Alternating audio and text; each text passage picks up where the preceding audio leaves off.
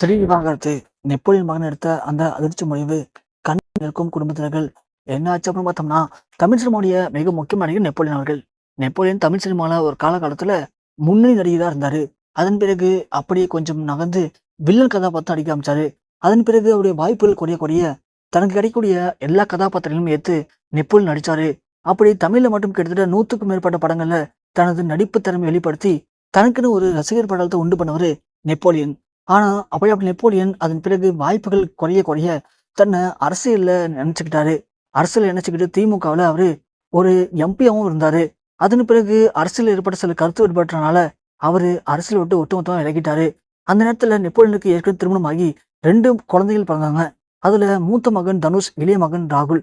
அதுல தனுஷ்க்கு குழந்தை பிறந்த கொஞ்ச நாட்கள்லயே அவருடைய உடம்புல சின்ன பிரச்சனை. அதன் காரணமா அவருடைய கை, கால்கள் எல்லாமே செயலிழந்து போச்சு.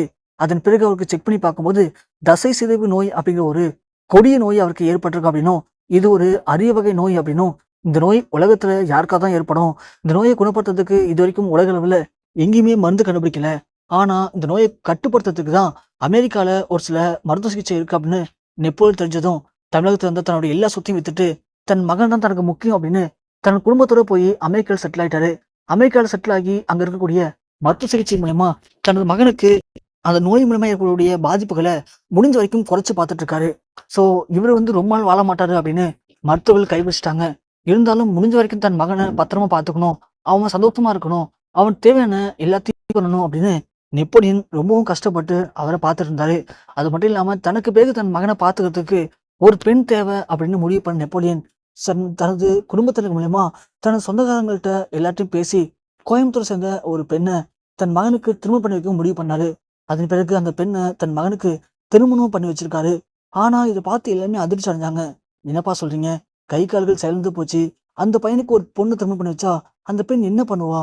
அவ பாவம் இல்லையா? அவளுடைய வாழ்க்கை யோசிக்கலையா நீங்க?" அப்படின்னு எல்லாருமே குற்றம் சாட்டினாங்க. ஆனா நெப்போலியன் அதற்கு, "நான் யாரையும் ஏமாத்தல.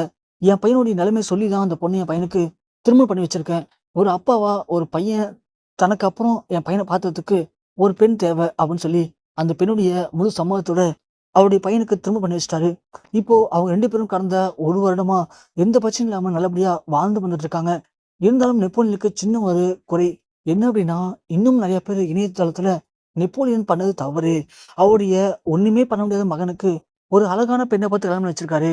இது எவ்வளவு பெரிய பாவம் தெரியுமா? அப்படின்னு இன்னமும் நெறைய சோசியல் மீடியாக்கள்ல அவருடைய குடும்பத்த பத்தி நெறைய பேர் ரொம்ப இழிவா பேசுறாங்க. இது எல்லாத்தையுமே தன் மகன் எப்பயாச்சும் பார்க்குறான். இதனால அவன் பயங்கரமா ஃபீல் பண்றான். தயவு செஞ்சு என் பையன பத்தியும், குடும்பத்த பத்தியும் இதுக்கப்புறம் யாரும் பேசாதீங்க அப்படின்னு நெப்போலியன் ரொம்ப ஃபீல் பண்ணி பேசியிருந்தாரு. அத பார்த்து எல்லாரும் கூட அதுக்கு சில கருத்துக்கள் தெரிவிச்சிருந்தாங்க. இந்த நிலைமையில நெப்போலியனுடைய மனைவிக்கும், அவருடைய மருமகளுக்கும் சின்னதா ஒரு கருத்து வேறுபாடு ஏற்பட்டிருக்கு. ஏன்னா, ஆரம்பத்துல இருந்து நெப்போலியனுடைய மனைவிக்கு அந்த பெண்ண பிடிக்கல. சில விஷயங்கள் அந்த பெண் பண்றது இவங்களுக்கு பிடிக்காம போயிருக்கு. அதுல ஏற்பட்ட சின்ன கருத்து வேறுபாடு நாளுக்கு நாள் அவங்களுக்குள்ள பயங்கர சண்டையா மாறியிருக்கு.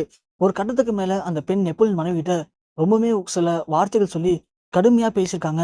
அதுல நெப்போலியனுக்கும் அவங்களுடைய மருமகளுக்குமே சண்டை வந்திருக்கு. அதுல அந்த மகள் உடனே கோச்சுக்கிட்டு, "இதுக்கு மேல என்னால இங்க இருக்க முடியாது. நான் போனா போதும் தான் உங்க பையன கல்யாணம் பண்ணிக்கிட்டேன்.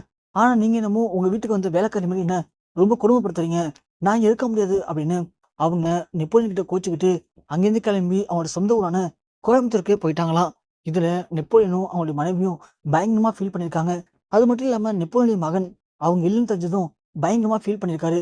அந்த பெண்ண கேட்டு அவரு ரொம்பவுமே அடம் பிடிச்சிருக்காரு. சரியா சாப்பிடல. சரியான மாத்திரை மருந்தும் எடுத்துக்கல.